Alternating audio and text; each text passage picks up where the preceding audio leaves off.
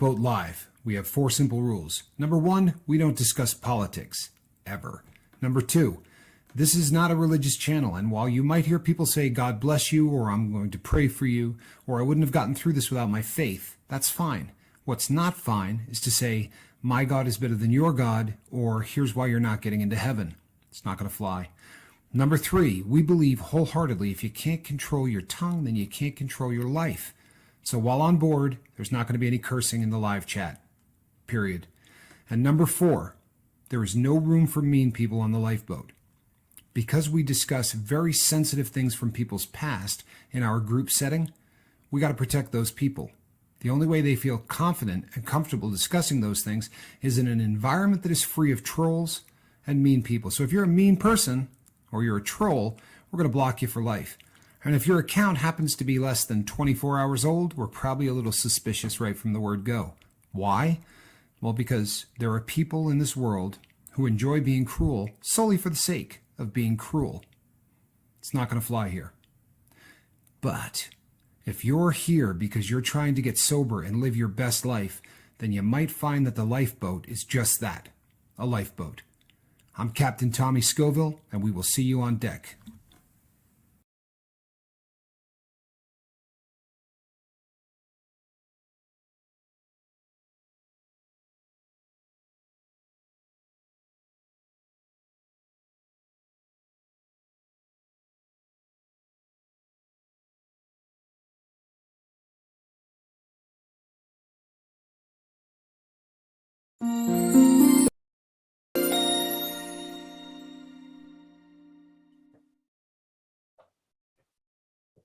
Hey everybody, I'm Captain Tommy Scoville, and you here? You're on the lifeboat.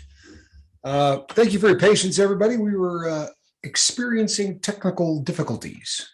As it turns out, if you leave your the link up to OBS, which is how you broadcast what Mark and I do, up onto YouTube, apparently if it stays on for 5 hours or more, you have to turn it off and let it breathe. So live and learn. We're constantly evolving here on the lifeboat, and that's one of our more recent discoveries.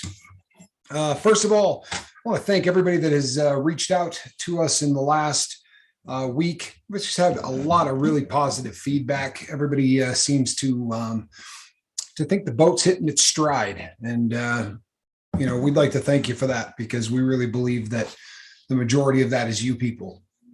Truthfully, when you do this every day and you come here and you talk and you do an hour of broadcasting, we feed off of the energy of you people. And when the group is here and everybody's excited about what's going on and the attitude is great, it sort of raises the bar, for all parties involved. And if it seems like we're more into it, it's because we're feeding off of you. I mean, that really is exactly what's going on, and couldn't be any happier. From that standpoint, it's just been awesome. Couple of announcements on Friday night. I will be sparring. No, I'm just kidding. But I'm going to be having a one-on-one with Niall. And for those of you who know Niall, you know what this is about. It's just going to be a couple of guys talking about sobriety, and I think it's going to be awesome. I really do. I can't even begin to tell you how excited I am about this. Tomorrow, we also plan on having an interview. It's a surprise guest, so we'll tell you about it tomorrow. But there should be an interview tomorrow night, and it should be a good one. So people don't miss that. You definitely are going to want to tune into that. We're going to be doing a series of interviews. There's actually a lot coming up. For those of you that remember Rip Curl Readiness, we did just a phenomenal interview with Rip Curl. It was one of the most fun times I've had, sitting behind the mic. It was just, from an interviewer standpoint, it was a dream, because he just, he knew what he wanted to say. He was ready to say it, and he just let it fly. And it was one of those interviews that was just amazing. And we haven't heard the whole story. We really, we heard about, some of the struggles and how he got into the life that he was in, but certainly there was a lot of meat left on the bone. And this interview is going to fill in a lot of that.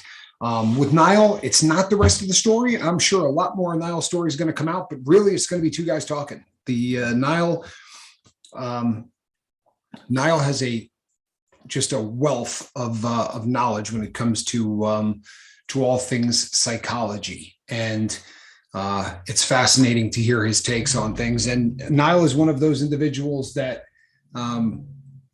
he's a lot of fun to talk to because we don't agree always, but we agree to be civil. And when we don't agree, I tend to learn a lot from him. Honestly, every time he takes a stance that's different than mine, whether or not we end up on the same page, I think we both definitely end up with a better understanding of each other and a better understanding of the subject matter. So I'm fired up for Friday, people. Do not miss that one. If you do, I guarantee you're going to regret it. It's one thing to watch it later, but there's just something really great about watching it live. So I would encourage all parties to tune in for that. So that's right. As Mark said, iron sharpens iron, and there really is something to that. So looking forward to Friday night. So if you saw the thumbnail, tonight's topic is on self-reliance. And boy, you talk about a subject matter that just gets bandied about. I mean, there's more information out there on self-reliance than you could ever possibly want to read. Every single coach, every single life coach, every individual who writes a self-help book, anyone who does anything, motivational speakers, everybody spends an awful lot of time on the topic of self-reliance. And unlike a lot of the stuff that is new and cutting edge and all of that, the discussion of self-reliance goes back to 1841. Ralph Waldo Emerson wrote a paper back in the day called Self-Reliance, and it really sort of started the conversation. And you know what? It's great. It's a great read if you ever want to read something. It's pretty good. It's pretty good stuff to make you think. One of the things that was odd was he came out and said how it is most important to make sure that you make up your own mind, right? About everything. Always make sure you're making up your own mind. He also then proceeded to say, so don't listen to government and don't listen to the church. Make up your mind yourself, which I thought was kind of funny, because what if the process of making up your own mind means that you do agree with government or you do agree with the church?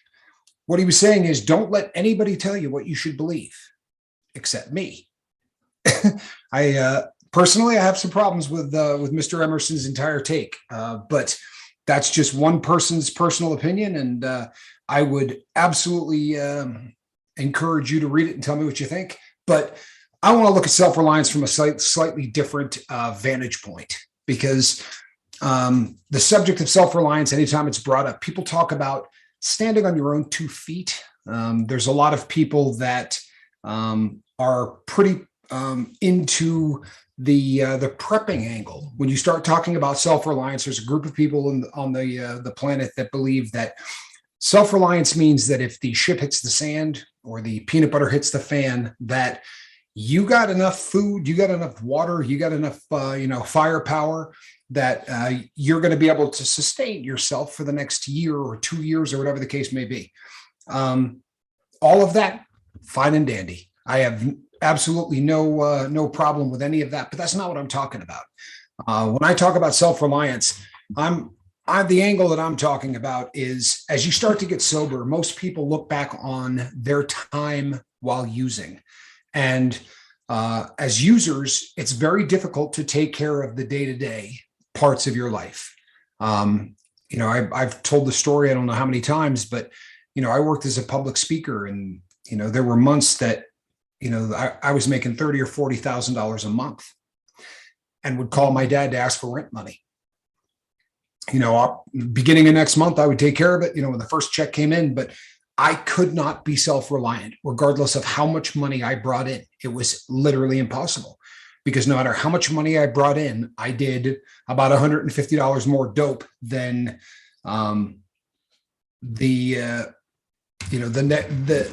there was always a little bit more consumption than there was cash flow. And for the longest time, I relied on people for almost everything. As addicts, there's only one thing that we really take care of, right? And that's our addiction. And everything else falls by the wayside. So as a father, I was relying on people to help with the raising of my kids. I was relying on people to help me in every single aspect of my life. And one of the things that really was glaring in my life was after I got sober, and I don't mean day 3, people, because there was a period of time in my life where I had to sort of get myself put back together. But to me, self-reliance meant the ability to not only take care of myself, and I don't just mean financially, but I mean to know exactly what my core beliefs were, to know what my core values were, to know who Tommy Scoville was. I've said numerous times that, I really became a new creature. From the person I was to the person I have become is 180 degrees. But in order to do that, I had to figure out exactly who that was. Who am I going to be? Because one of the things that happens when you get sober is, and we've talked about this a lot in the last few days, so if it seems like I'm repeating myself, this is a point that I'm really trying to emphasize. This is a point that I'm really trying to lean on. But we come to the belief that if we eliminate our drug of choice, that everything in life is going to be perfect. It just doesn't work that way at all. And this is, again, because you spend so much time building up the thought of what would it be like? You know what I mean? If I could just eliminate this addiction, boy, life would be perfect. And we lie to ourselves for a long time about that. For me, I did it for decades. I knew that all I had to do was stop doing drugs, and I was going to be set. The only thing I had to worry about was that stupid addiction problem. Once I had the addiction taken care of, there would be nothing to worry about. And you build up this fantasy in your head of the paradise that sobriety is going to be. And then you get sober and you find out that you got less dents in your car, right? You probably have a much easier time making rent, but all of the problems that I ignored when I was sober, when I was using, I could no longer ignore. And the real turning point in my walk with sobriety was when I could become self-reliant, when something would come up in my life and I didn't have a complete, utter meltdown. When I first got sober, anything that came down the pike that challenged my sobriety caused me to melt, caused me to instantly reach out to people for help and support. And make no mistake, people, you can be self-reliant and reach out and ask for help. Those are not they're not mutually exclusive. You can absolutely do both. But I'm talking about reaching out for, and basically whining is what I was doing. I felt the need to reach out and complain about virtually every challenge that I had. This isn't something I do anymore. Doesn't mean that I don't reach out, but now when I reach out for help and support, it's because my sobriety is in danger. I don't reach out to say, boy, you know what? I got a flat tire, or, they raised the rates on my insurance without telling me, and now there's not going to be enough money this month, and blah, blah, blah. I have gotten to the point where I feel comfortable in who I've become. And for me, that is the definition of self-reliance. The point at which you become comfortable being the person that you have become. Doesn't mean that you're not going to have days that suck. I don't ever want to come here and do that pie in the sky stuff, because I think it does a disservice to all people involved. If ever Mark and I have led you down the road to believe that, boy, if you put down the bottle, life's going to be perfect. Let us back up and redo this. If you get rid of your drug of choice, what's going to happen is you've got the potential for living your best life, because you can't live the best life that you can live while addicted to anything. Plain and simple, you can't. But when you think about self-reliance, the takeaway that I really want people to get out of this is that the reason addicts can't be self-reliant, aside from bills, aside from complaining, aside from all of those things, we have one thing that we lean on in every situation as an addict, right? If life was too good, well, I'd do a little heroin. If life is too bad, I did a little heroin. If I was frustrated, I did a little heroin, right? Anything that happened, I had this part of who I was that became, I'm sorry, hold on one second. That I could, the only thing that I could lean on was my drug of choice.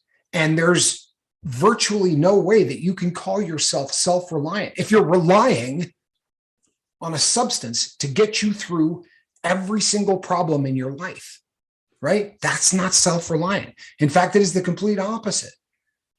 The opposite of self-reliance is addiction. And I think that this is something that doesn't get brought up very often because it gets lost in the ether. When people talk about self-reliance, with all due respect to all of the gurus, there's so much psychobabble that gets thrown in there. And I guess if you're living your perfect life and you're doing everything right, maybe self-reliance means something different.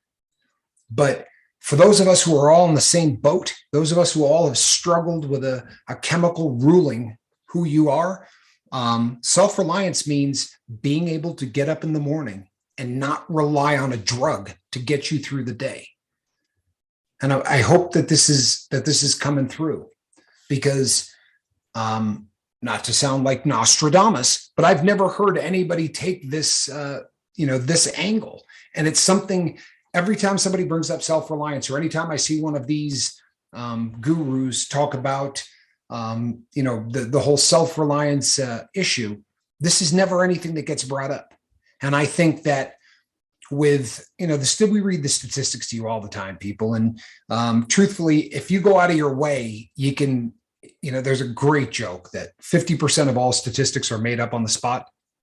But okay. Well, even the people that write statistics, depending on how you do it, they're skewed in one way or another. But the majority of people that keep statistics on things like this say about 30% of the population is struggling with a substance. 30%. And it's actually a little higher than that. It's in the 30s, though. And I have read others that have it at 42. But no matter how you look at it, there are a great percentage of people on this planet who aren't self-reliant. They're not relying on their own, life skills to get through the trials and tribulations that life throws at them. They're relying on chemicals. That does not include the vast number of people who aren't drug addicts, yet on one of those days that work has just absolutely killed them, and the kids are driving them nuts and all of these things are going on, they're just going to tie one on that night. And they may not do it often enough that it becomes an addiction, and they may not do it often enough that it becomes a problem, but they're not self-reliant. Self-reliance, to me, is the ability to handle whatever comes down the pike on your own. And if you need to reach out to someone and say, hey, I could use a little help on this, or I just want to talk about this, I think you're still self-reliant.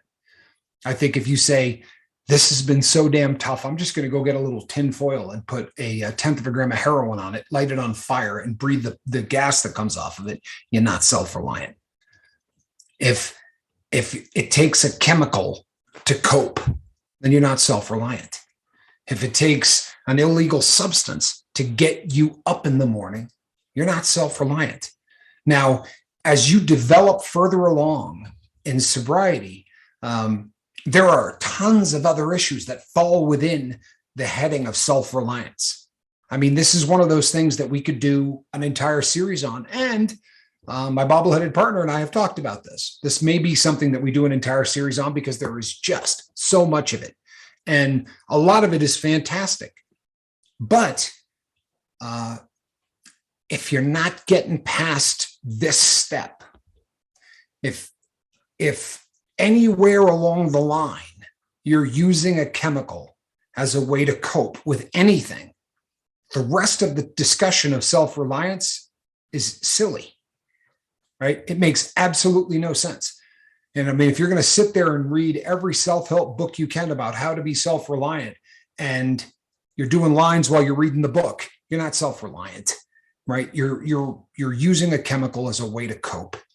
And the where I disagree with some of the other gurus, and when I say other gurus, I don't mean I'm one. Where I disagree with the gurus who talk about this stuff, it's again, it almost becomes comical for someone to say the real key is for you to just rely on yourself and listen to everything I'm about to tell you, right? Because I'm going to tell you exactly how you need to be self-reliant. Does that seem odd? What I'm suggesting is that self-reliance means developing your core belief system, developing exactly who you are, getting comfortable in that, and living a chemical-free life. Then all of the other stuff can fall into place. Now you can start reading all of the books and looking at all of these different things. But like it is in every other aspect of my life and most addicts' life, if you don't get by the first step, you're most certainly not going to get to any of the others, right? And that first step is making sure that chemicals are not the way that you use to cope with everything that comes up. And I don't know about the rest of you. I can't speak for the rest of you. But when I was addicted to heroin, it didn't matter whether I was having a great day or if I was having a bad day. I needed drugs. And I realized, like, people can say, well, you needed drugs because you'd be sick without them. But over the course of 30 years, people, the number of times I attempted to quit, I would come back and start to use again after getting sober. And there's a term for heroin addicts or opiate addicts called chipping, right? And chipping is when you use the drug regularly, often, but you avoid that 3 days in a row thing. Because usually for a person that's already been addicted to heroin, it takes about 3 days and you're back. So, for sometimes up to 2 or 3 months at a time, I would use for 2 days and then I would take a day off. And then I would use for 2 days and I would take a day off. And I was just avoiding getting to that physical dependence. But even during the times when I was just chipping, anytime things were too good, I needed a little heroin. It wasn't just a matter of using it as a way to deal with the absolute lows in life. I couldn't deal with emotions, period. Right? A lack of self-reliance means that even the best, even when things are great, I couldn't cope with it. It was too much. It made me, I started feeling guilty almost that things were going well. And then the second emotion would come in and I'd be waiting for that shoe to drop. And everything is too good right now. And boy, it's just a matter of time before something bad happens. And you start feeling like that and you go, you know what I'm going to do? I'm going to use some of that. And it would knock the edges off of every single thing that I did, so that there was never any highs and there were never any lows. I basically went through life in that middle area where I could live with a complete and utter lack of emotion. I could live detached from all of the things going on. And it's a sin. And I don't mean that in the sense of the Lord. I mean, using that term in a sense of just an absolute and utter waste of what the potential of this life is, because you're meant to be on that roller coaster. You absolutely are. You're meant to have fantastic days where it feels like you own the world and life is good. And you know what? You're meant to have crappy ones. It's how we're designed. Now, in a perfect world, when one is self-reliant, you don't let either of those extremes rule your life. Does that make sense? You don't want to be one of those people who for 3 months are just manic, like they're running around like they own the world. What you want to do is live your life in such a way that none of the emotions that you get on a day-to-day basis derail who you are. They come in, you enjoy them, or you cope with them. There's a self-help guru who wrote a book about this and talked about how everything basically, we're not supposed to be a recording device. We're not supposed to be like a VCR that's recording everything going on so that we can obsess about it. And what we want to do is just sort of be shuffling that stuff along. Like we're a live feed. You experience the moment goes. If it was a great moment and it was a lot of fun, that gets filed away in that memory bank. If it was a crap moment and it really left you feeling crappy, it goes to a different memory bank. But you're not sitting and letting any of those emotions get stuck so that you get parked in, oh man, this is awful. Have you ever met those people that you talk to and they tell you exactly what's going wrong in your life and you say, boy, that's tough, bud. I'm pulling for you, man. And 6 weeks later, you run into them and they go, hey, let me tell you what's going on. And you're like, you got to be kidding, right? You're obsessing about this 6 weeks later. This is something that you're still stuck in. Personal opinion, people. I don't think that's how we're built. I don't think that's what we were designed to do. I don't think that there's anything healthy in that. And I think if you're self-reliant, you have the ability to cope with the incredible highs and the incredible lows that are part of this life. They're just going to come down, and they're going to be things that you have to cope with and you have to deal with. Both ends of the spectrum, right? By the way, Mark, I can't remember the last time I said this. I used to say this a lot when the lifeboat first got rolling. I probably said this, I don't know. If it wasn't every show, it was every other show. But there are no gurus. You know this, right? There are no gurus. The idea, people, is that the people who come out and they tell you that they can teach you absolutely everything in the world, you can learn from them, but they're not gurus. And that person that you look at on the side of the road who's holding up a sign, you could probably learn from that cat too. He's no more of a guru than the other. In my personal opinion, and you can take it for whatever it's worth, but in my personal opinion, our job is to sift through all of the trash, all of the noise, all of the background, and we find the gems among all of it.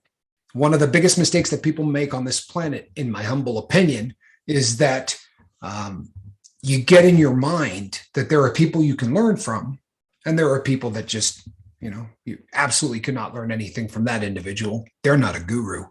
And so you tend to spend a great deal of time focused on people. And how do we pick them? Well, they got a New York Times bestseller. You want to hear something fascinating? You know how many books you got to sell to get on the New York Times bestseller list for nonfiction? 3,500 in 1 month. I got a secret for you. If you're a book company and they really want to push you, they'll buy the first 3,500 books. They will send that junk out. They will give them away. They will do everything within their power to figure out ways to ensure that you end up on that list, right? And I can think of a couple of political people. I won't mention any names because I certainly don't want to go down that rabbit hole. But there was one individual that wrote a book, and I promise you, outside of this person and their significant other, nobody in America bought this book. But for about 7 months, it was on the New York Times bestseller list. Trust and believe, people, that there are people out there you can learn from. All of them, really. But don't get so hung up on the gurus and the things that they can teach you. The funniest part of all of it is they're gurus selling you information about self-reliance, right? Who make a living because you rely on them to tell you how to be self-reliant. Almost sounds like a who's on first thing, doesn't it? Right? Is it me? That's funny. There's really something to that. But I'm not saying you can't learn from them. I'm a huge fan of 3 or 4 of the people that the world views as gurus because they have put together some really phenomenal information. And I'm not saying that every bit of it is fantastic and gospel, but every bit of it makes you think. And right now on the planet that we live in, the people that put together entertainment really try to make sure that you don't have to think, right? They're going to do all the thinking for you. They're just going to give it to you served up on a platter, and you can just sit back, veg out, watch, giggle, do whatever you do, but it's not going to challenge you in any way or shape or form to think. So buy the self-help books, right? Do it. If it gets you thinking, do it. Watch any show out there that challenges you mentally, that makes you explore reaches of your mind that you may not do anything with. But just don't put too much into it. You know what I mean? Self-reliance is about knowing the core values, about knowing what it is you believe, what you feel, and then living your life in such a way that you adhere to those things. You're not always going to be right. Nothing wrong with that. Most of the really, really serious learning that I've done in my life, I didn't learn by doing something right. I learned by doing twice, right? And that's, I think, everybody on the planet. I don't know that makes me unique, but the fact that I'm dumb enough that it took 30 years to realize all of the things that I tell you probably makes me unique. I think that most people get this stuff maybe in their 30s, maybe in their 40s. Most people don't take 46 years to get out of neutral and put it in first gear. And that's basically what it was for me. The only real benefit of that, and I was talking to a very close friend of mine today, and we were talking about sobriety. And I said, I think one of the differences between the people who are sober and the people who aren't are, the people who, normal people live their life in such a way that, they may have 5 or 6 crises over the course of their life. They may have 5 or 6 things happen to them in the course of their life that is just such a meltdown kind of experience that they really walk away learning more about who they are and all of that. The average addict does that 3 times a day. The average addict lives in a world that, and I don't mean now, I mean when you're functioning in that life. The number of things that get handed out in terms of really bad experiences on a daily basis for 5 years, 10 years, 20 years. The interview I did with Niall jumps out, when I think about this subject. And, when he talked about just being on that treadmill for the number of decades in his life that he was doing that, people, it's either going to kill you or you're going to learn a lot about what it means to fail. And there is really something to that, right? When you spend 20 years failing, and then all of a sudden you're able to turn that around, you're going to have a perspective on life that the next guy doesn't have, even if he's a guru, even if he wrote 20 New York Times best-selling books. When I say on this program, from day one, I wanted to have a place where people would own their past and celebrate their victories, right? Remember that? And I also wanted a place where anyone who showed up and took a look at the people here wouldn't just say, well, addicts seem like they're decent people. No. Addicts aren't just as good as everybody else. In a lot of ways, they're better. And I know people get chapped when I say that, but because of the fact that we got a PhD in failure, when you get that put in the rearview mirror, you don't look at other people who fail the way that people who haven't been there do. You know what I mean? I see a wino on the side of the road with a bottle in his hand talking to himself, and I get it. I really do. And I think that every addict does. That's why when you put a room of people together and you got 45 people, the addicts will find each other in 3 minutes. They'll instantly gravitate toward one another. If they said, you're not allowed to talk about your past, you're not allowed to do any of these things, trust and believe the addicts are going to find each other and begin to talk. There is a vibe. There's something that can't be explained. And it would be great if nobody in the world ever had to learn that. but it's not particularly realistic.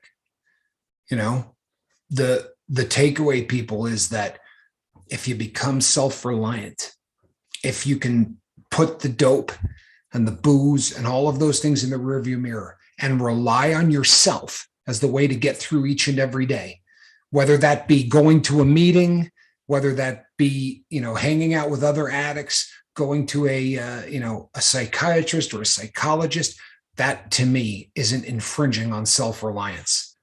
Booze, cocaine, heroin, meth, right? Those things. That's what steals self-reliance. The drug says, rely on me. I got you, right? Don't worry about that. Rely on me. That's what drugs do. And very, very quickly, for those people who are all in the same boat, so to speak, very, very quickly, we learn that, yeah, I can rely on him. I can rely on heroin. Not to do anything great for you, but it sure as hell can knock off emotions when you want them to. It can take away all of your emotions. It can take away those feelings of feeling inadequate, of feeling insecure, of feeling like you're a loser. It also can take away the feelings of feeling great, or feeling like a success, or feeling like a winner. It just knocks the edges off of everything until you're in that limbo. And that limbo, people, is hell. It's absolutely hell. My motto is something which makes profound sense to me in sobriety. Every morning is a victory. Whew. Boy, I like that. That's great stuff. You're absolutely right, Niall. I love that. I really do. Every morning I wake up, I feel the exact same way. And you know what? At the end of every day, I literally, like when I go in there to brush my teeth, when I'm looking in the mirror and getting ready to go to bed, that's how every single time I look back at myself, that's what I'm thinking. Really is. I got another one. I'm going to tell everybody a quick story here today. Today was one of those days that the federal government called my number up. Well, I call them, but my number got picked. And I had, so every day I did it once months ago. I don't know if you guys remember, but I did it once on the air. I dial an 800 number, and then it says, please enter your 5-digit code. I put in my 5-digit code, and it says, you have to come in tomorrow at the testing facility between the hours of whatever and whatever, or you do not have to report, right? That's the two recorded messages. So this morning I had to go report for my my drug test as part of the federal government thing. So I went in there, and there was somebody in line ahead of me. And I laugh, people, it's not funny, but there was somebody in line in front of me. So you have to walk up to the window and check in. So I walked up to the window and did a little check-in thing. And the guy said, hey, you ready to come back? I said, well, there's, somebody here in front of me. And the person said, that person in front of you has been there for 1 hour and 45 minutes. And when I looked over at the individual, the guy was going like this. And my gut says opiates, and a lot of them. I guess I don't know. I didn't get close enough to smell the guy. Maybe he was really liquored up. I don't know. But looked to me like he was nodding out. But as I was walking out of there, after going and giving them another clean drug test and walking out into the parking lot, I felt self-reliant. I really did. My dad used to say, one of his favorite expressions when I was done talking to him and I lived in another state or whatever, before he would hang up, he would say, do good and fear not. And, I think that's, to me, what it means to be self-reliant. If I do the right thing, I got nothing to worry about. And I don't mean that there aren't going to be days that suck, because they're gonna. But you know what? That's part of life. The only time I got to worry about it is if I start doing the things that I used to do. Then I will go right back to living in that world of fear, because that's what it was. It's a horrible existence to be an addict. And I know I'm preaching to the choir, but it's a horrible existence. And when that's not in your life, I walked in there and I was, chopping it up with the guy that was, who was going to stare at my junk while I peed into a cup to make sure I wasn't cheating. Then the two of us were just talking, and it occurred to me as I was leaving, nothing in the entire world used to stress me out more than going into those buildings. Nothing. I mean, it was stark terror because I was cheating every time. I was always trying to come up with a way to beat it. And here's the thing, on state probation, you could. There were ways around that and everything else. The feds, you don't cheat. Every method I ever tried, I got caught. And this was, again, people, the previous incarnation, because you don't get but 2 chances, right? The first one, they put you in jail for 3 months. And then when you get back out and you fail the next one, you're gone. And just send you directly back to prison. And it was one of those things that I used to panic, every time before I would go in there. I would always be, being self-reliant, doing the right thing. There's no fear. There really isn't. And it's, I know I'm going to deal with the adversities. I know I'm going to deal with a roller coaster ride of emotions, and I'm loving it. I'm loving every single minute of it.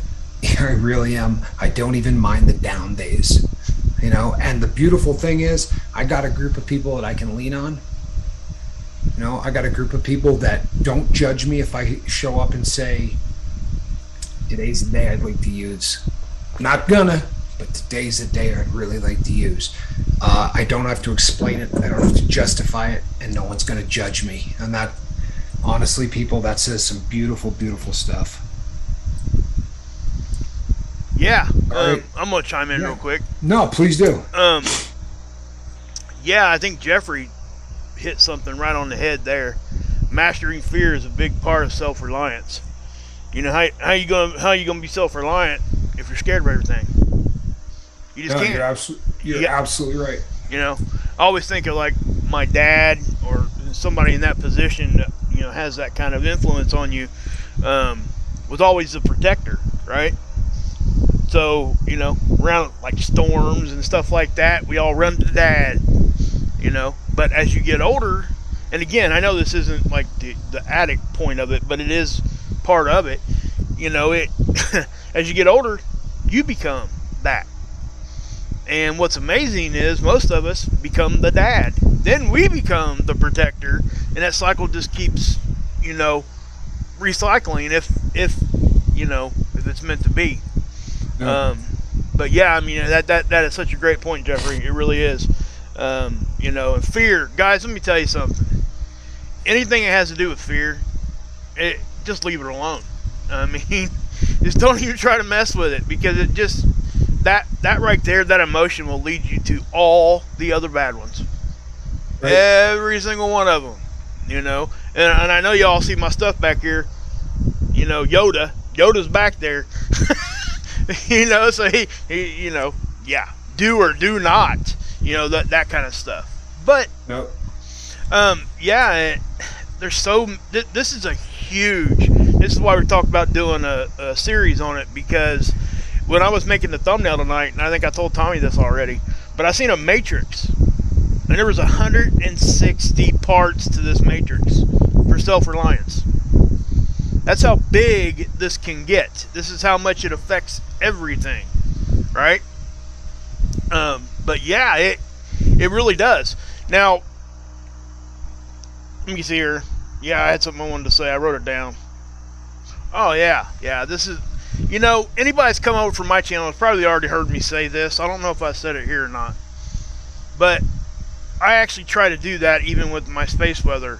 I try to listen to everybody, even if I don't like them, if I think they're mean people or what have you. What I've found out and what I've learned just from doing that, and it, again, like Tommy said, I'm almost 50 years old. I mean, I'm just now figuring this out, I mean, come on.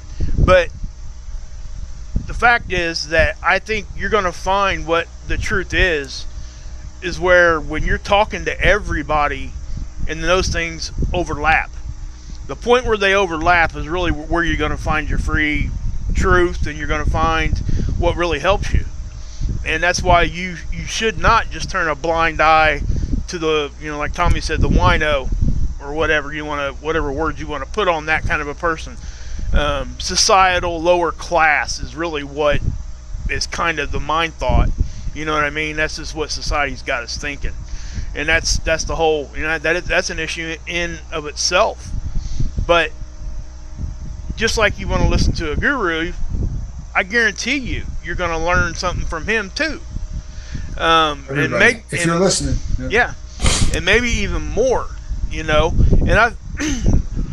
I've thought this for probably 2 or 3 years now, and I know I never would have even given this any more thought if I hadn't been an addict. But you know who's going to solve the opiate crisis? It's going to be the addicts. Yeah. The addicts are going to figure it out. It ain't going to be some dude up here on whatever political platform or whatever you want to be. It's going to be, most likely, it's going to be a group of us. Just come together and we're able to figure things out because we lived it.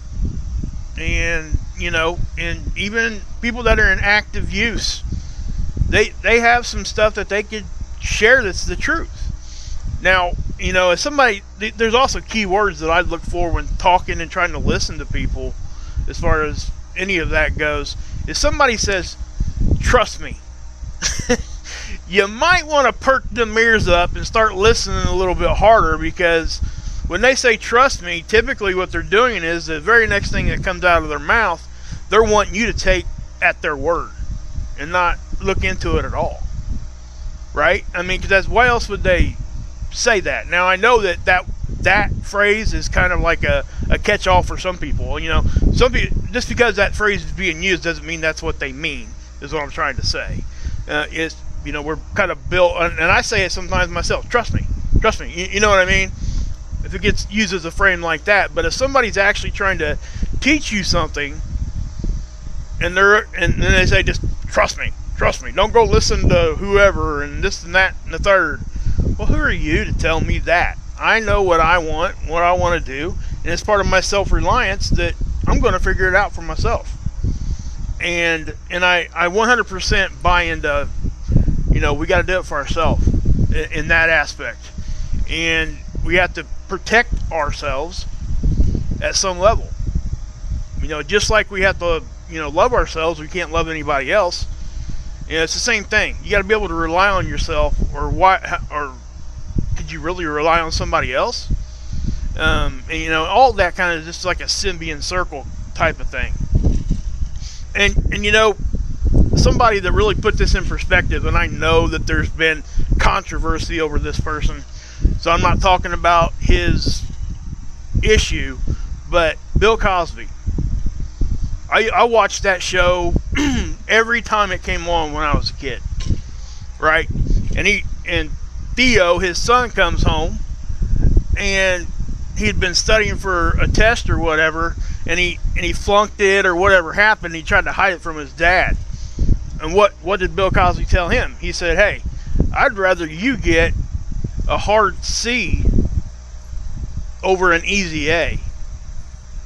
So what's that mean? That means that you had to work hard at it, or maybe even in a bad situation, but you will never forget that. That's what that means. You know what I mean? That's really what it does. And I don't know. That's just where my brain went with that, because and I get that there's crap around whatever he's did in his life. I'm not here to talk about that, but it really does put it in perspective when you think about what's being said. You got to be able to be willing to do the journey, and and when it's hard, embrace it. When it's hard, don't run from it.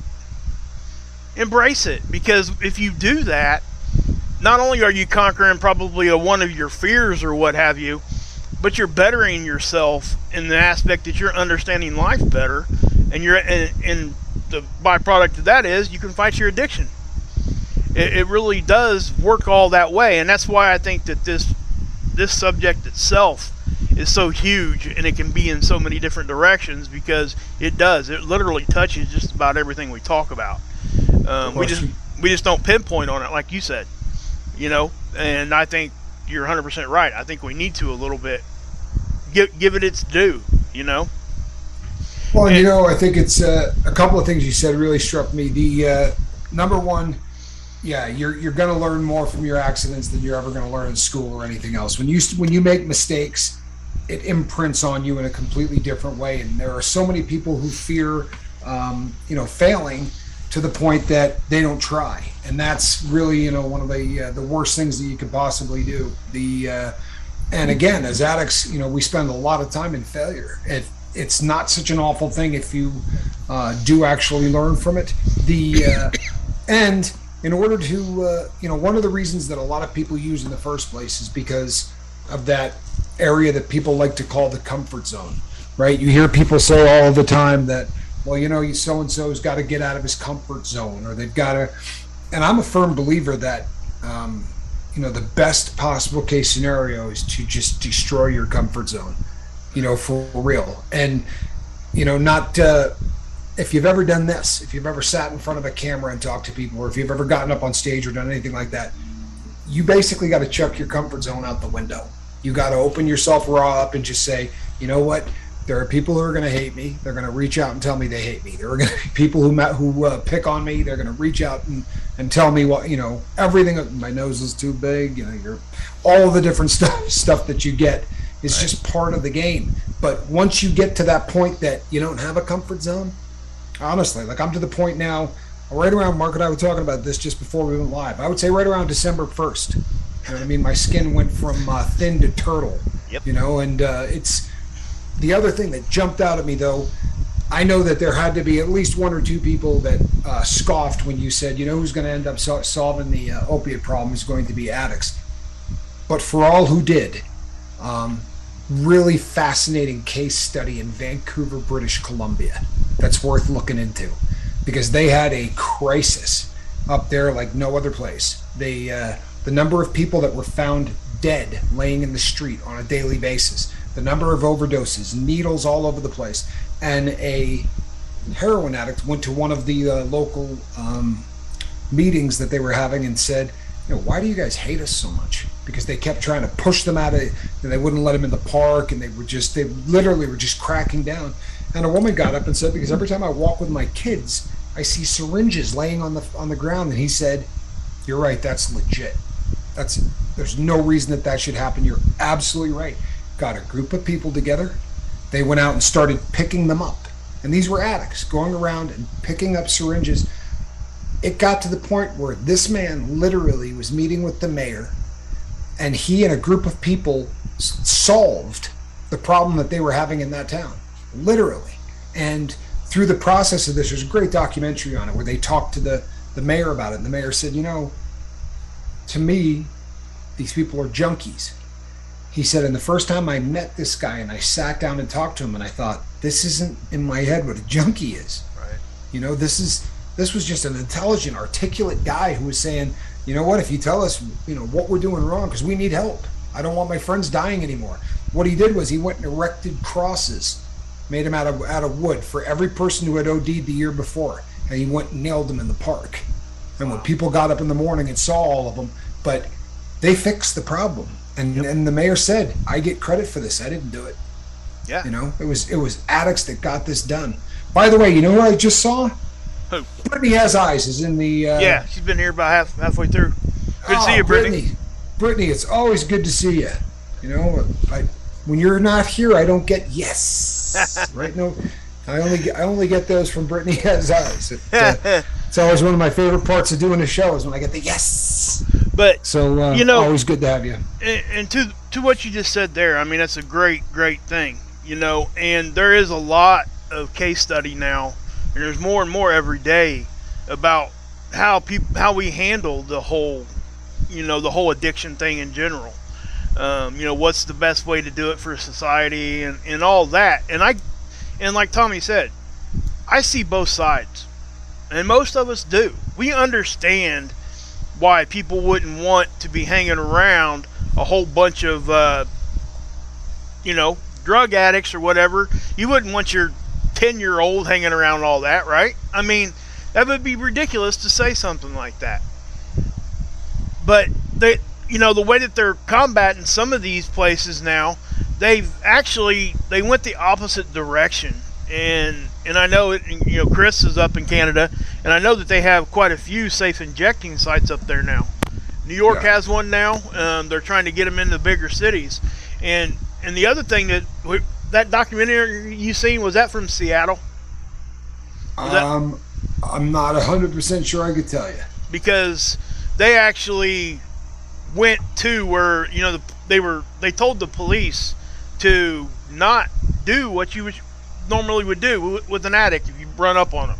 You know, you give them needles, you give them these kinds of things, and you say, hey, are you okay? And that's how they started fixing this crime issue they were having. And it was amazing to watch because, you know, those of us that are over here, you know, in the Western civilization, I guess, it's hard for us to wrap our brain around how that would work. And I get it.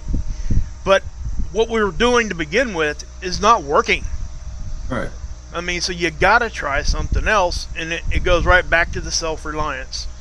If you can rely on yourself to give your the best thing. You know, one of the worst things that ever happened to this society, in my opinion, was the activation of everything had to get a participation trophy. I mean, come on. And it really does go to that, you know, the self-reliant thing. If you're going to get praise for whatever, fighting addiction and all this other kind of stuff, but you don't beat it, you know, and I know it does, for what we're doing here, it doesn't apply 100%, but it does apply a little bit. We got to hold ourselves accountable, which is a part of that self-reliance. And, you know, when you start handing things out to stuff that is just normal, a lot of the stuff gets washed away. And it's not a benefit to any of us. And so, yeah, I mean, that is what it is. But I do think that we do need to take a different look at all of it. And it does start right here with us, with yourself. You got to be reliant on yourself. I agree with you. Jennifer Rice, I don't think I've ever said hello to you. So welcome to the Lifeboat. I don't think I've ever given you a shout. I just saw Jennifer Rice in here. Welcome to the boat. If you've been here a long time, I apologize. But these days, I'm trying to stare more at the camera than I do over here at the screen. So a lot of times I miss what's going on in the chat. You know, but there's no winning because if I do this one, I'll get the messages that say, eyes up here, Tommy. But welcome to the show. I'm glad that you're here. People, the next 2 days, we're going to have back-to-back interviews. Tomorrow night's a secret. The next night is going to be Niall, and it's going to be less of an interview and more of an open discussion, but looking forward to it. Really looking forward to it. And, of course, Rip Curl Readiness is coming up. If you've seen the first interview with Rip, you're going to love the second one. Guys, I dropped the link in the chat earlier to those interviews, Niles and Rip's. So yep, do yourself a favor, go back and watch them. Absolutely, because you'll enjoy the second ones more. If you hadn't seen the first ones, you definitely are going to want to catch the if you have. That's about all that. I talk for a living. Yeah. So yeah, guys. Got to be the top of the hour. People, yes. We will be back tomorrow night, same bat time, same bat channel, doing the same bat thing. We look forward to seeing each and every one of you there. Between now and then, you got one assignment, people. Reach out and try to save somebody. You know what? It's the right thing to do. I am Captain Tommy Scoville. On the other side of the glass, Mark Wages. And that's Cat in a Basket. Good night, everybody. We love you.